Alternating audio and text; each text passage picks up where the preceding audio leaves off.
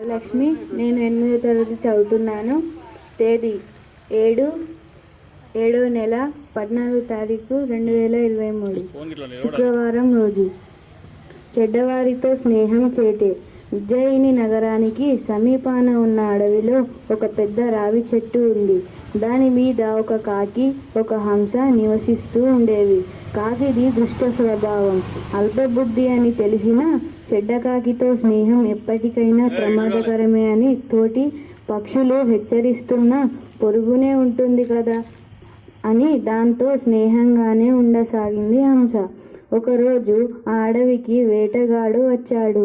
ఎంత ప్రయత్నించినా ఆ రోజు అతడికి ఏ జంతువు దొరకకపోవడంతో వెనుదిరిగి పోతూ కొంతసేపు విశ్రాంతి తీసుకుందామని ఆ చెట్టు కింద ఆగాడు. అలసిపోయి ఉండడంతో వేటగాడికి నిద్ర ముంచుకొచ్చేస్తుంది. కానీ అది వేసవి కాలం, గాలి లేదు. దాంతో అతడికి శరీరం అంతా చెమట పట్టి అటు ఇటు కదులుతున్నాడు. మంచి మనసున్న హంస కొమ్మ మీద నిలబడి అతడికి తన రెక్కలతో గాలి వీచసాగింది.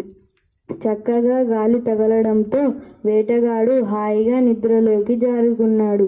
ఇంతలో అల్పబుద్ధి ఉన్న కాకి అక్కడికి వచ్చింది. హంస చేస్తున్న ఉపకారాన్ని చూసి, వాడు వేటగాడు, మనల్ని బాణాలతో వేటాడుతాడు, వాడికి సేవ చేస్తున్నావు, ఎంత పిచ్చిదానివి అని ఎగతాళి చేసింది. అంతటితో ఆగకుండా ఆ కాకి నిద్రపోతున్న వేటగాడి మీద రెట్టె వేసి తల మీద తన్ని ఎగిరిపోతుంది. దాంతో వేటగాడికి నిద్రాబంధం కలిగింది. పైగా ఒంటి మీద ఉన్న రెట్టెని చూసి మరింత కోపం వచ్చేసింది.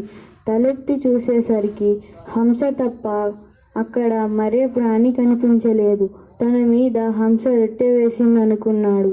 వెంటనే తన దగ్గరున్న బాణాన్ని హంసకు గురి చూసి వదిలాడు. చెడ్డవారితో స్నేహం ప్రాణానికి ప్రమాదమన్న తోటి స్నేహితుల మాటలే నిజమయ్యాయనుకుంటూ బాణం దెబ్బకి కిందపడి ప్రాణాలు వదిలింది హంస.